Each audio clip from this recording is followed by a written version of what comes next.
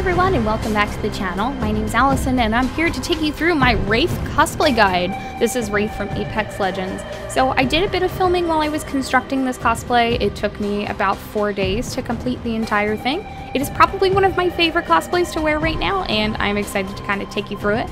I will leave a materials list down in the description box below if you'd like to check that out and make a cosplay of Wraith from Apex Legends for yourself.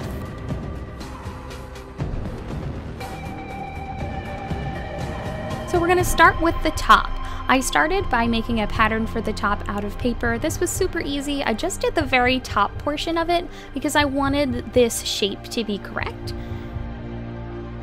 After I was done making my pattern, I cut out the pattern on my purple fabric. I actually cut it on one of the folded sides so that the top was connected. And then I added the batting on the inside of the fabric and sewed the pieces together. I then started adding the top stitching after I sewed the bottom piece together, and I was starting to call this the pot holder technique, but I know that it's just like a quilted pattern. It was super easy. I just used my ruler and made some top stitches. When I was done with the top piece, I patterned out the bottom piece and added the heat transfer vinyl. Super easy to add. I had to cut it out by hand since I don't have a circuit cutter, but then I used my airbrush to airbrush in some of the seams and give them a little bit more dimension, as well as I added a zipper on the back so that I can actually get into the shirt. Now moving on to the wig. The wig was probably the most time-consuming part of this cosplay. Basically what I did is I ordered a very cheap wig off of Amazon, and I cut out a lot of the hair from the wig, kept it in sections, and then added it back onto the wig, almost like a ponytail. So I used a lot of hot glue in this process, and honestly it's not my favorite wig I've ever made, but it didn't turn out terrible. I think the problem I had is that my wig was too shiny, so it still didn't look like a very great quality wig, but I think the end result turned out pretty accurate to the reference photo, which is really all I can ask for. So here's the finished wig. This is after I wore it about 3 times, so it might be a little messy from when I originally made it. But I'm really happy with the end result, and I will probably be remaking the wig sometime in the near future.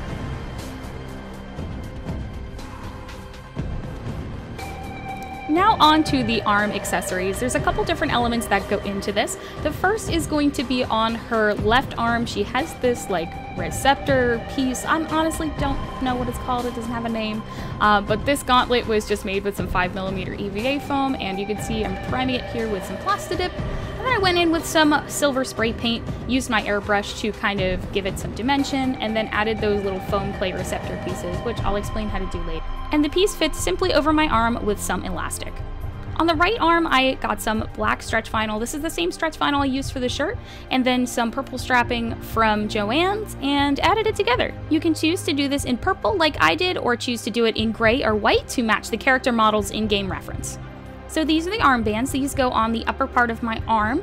These are made the same way that I made the top of the shirt. I just added the batting on the inside of the fabric, did some top stitching, and then did some airbrushing. I then added these little nubs. These are made of foam clay, so I just quickly rolled them up, stuck them in the freezer, painted them, and stuck them on. Then I added the sequins on the top to give it a little bit more pizzazz. Now on to the leg accessories. So the first thing I'm going to be showing you is me cutting out the heat transfer vinyl because I don't have a Cricut cutter. If you have a Cricut cutter, this is so much easier. So basically what I did is I cut out the heat transfer vinyl into strips and started cutting out these little squares. Once I got the squares, I added this like Z shape in between it, and that's what kind of made this design. You do have to do this 4 times, 2 for each leg piece. I guess you could kind of get away with doing 1 on each leg piece, but I tried to be as accurate to the reference model as I possibly could. So this is kind of the end result. This is what you want to see on that little strip of paper. This was really annoying. I don't recommend this. Get a Cricut cutter.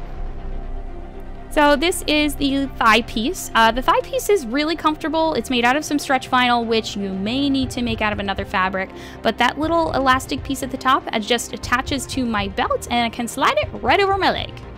This is the shin piece. This piece is also super easy, made the same way that I made the top of the shirt and the armbands. The black part is the stretch vinyl, and of course the nylon strapping at the bottom is just off the roll from Joann's that I then added some clips to.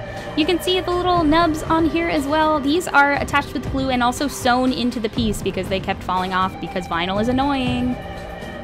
This is how they attach to me. So the black stretch piece actually has some Velcro, and the other one just has some regular belt clips. I guess they're called backpack clips, and they're super easy to attach. I just attach them right over my pants and my shoes. They're pretty mobile, pretty comfortable, and they don't restrict my movement at all. Now onto the finishing touches.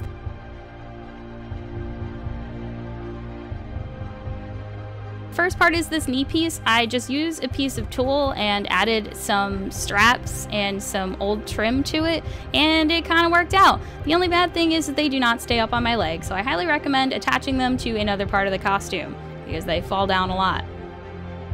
The next piece is the belts, which I actually repurposed from an old Attack on Titan cosplay. I added a small piece of elastic so they have an easier time staying up on my leg.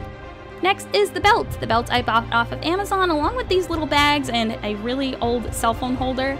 So these just attach right onto the belt, and this is the belt that she has underneath of her normal belt. And the cool part about this is that I actually have a place to store things. So I stored a lot of my stickers and business cards inside of these little pouches and snacks. The last part of this costume is the scarf. The scarf is actually all one piece that wraps around the top of my head and is attached to the cape in the back.